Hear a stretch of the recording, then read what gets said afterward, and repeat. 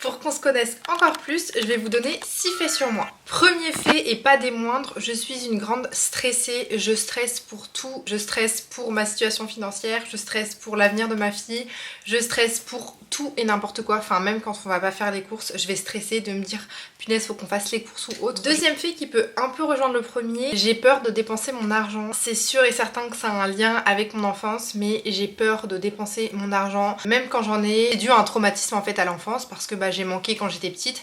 Malheureusement, on a déjà parlé avec ma mère et elle voit ça, elle m'a dit bah c'est bien du coup t'es économe, c'est bien. Mais en fait non, faut pas le voir comme ça.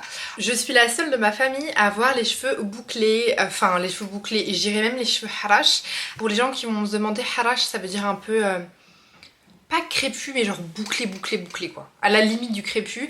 Et c'est vrai que parfois quand je me réveille ou quand je sors de ma douche ou quoi, j'ai vraiment beaucoup de frisottis au niveau des racines, un peu moins au niveau des pointes, mais je suis la seule de ma famille à avoir ça. Mes sœurs ont toutes les deux des beaux cheveux bien ondulés ou autres, moi j'ai vraiment les cheveux très bouclés. J'ai eu du mal d'ailleurs à les accepter pendant mon adolescence, je pense comme 90% des femmes maghrébines en France, dû aux standards de beauté européens. Mais je commence un peu plus à les accepter, même si je me lisse très souvent les cheveux, pas parce que j'aime plus mes cheveux bouclés, mais parce qu'en fait c'est beaucoup plus simple. Quatrième fait sur moi, je m'attache vite aux gens. Ça peut paraître bizarre, mais je vous jure que je m'attache hyper vite aux gens. Malheureusement, j'en ai déjà payé les pots cassés parce que du coup, j'ai donné ma conscience à des gens qui ne le méritaient pas. Cinquième fait, j'ai toujours rêvé de vivre à Paris. Je sais pas pourquoi, mais cette ville m'a toujours attirée. Spoiler alert, j'y habite depuis maintenant 6 ans. Mais c'est vrai que quand j'étais petite, j'ai toujours rêvé d'habiter à Paris. En fait, je viens d'une ville en province qui s'appelle Châteauroux et j'ai toujours rêvé d'être mannequin, d'être modèle photo ou autre. Et c'est vrai que là-bas, j'avais pas la possibilité de le faire. Du coup, je faisais toujours des allers-retours entre Châteauroux et Paris pour faire mes shootings. Et c'est vrai que le trajet m'épuisait.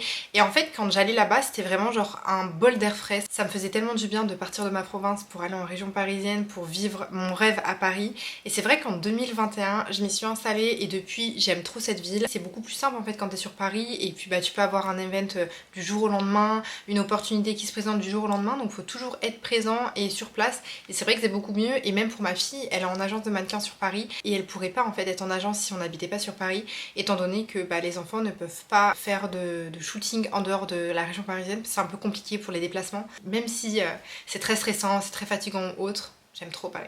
Et dernier fait sur moi, je ne sais pas cuisiner. Alors, c'est vaste, c'est-à-dire que en vrai je sais cuisiner mais je n'aime pas ça. Il m'arrive très souvent de rater des plats, je vais pas mentir, moi mon truc c'est le ménage, j'adore faire ça, j'adore organiser mon chez moi, j'adore faire le ménage chez moi, faire le linge, plier, tout ça, j'adore ça.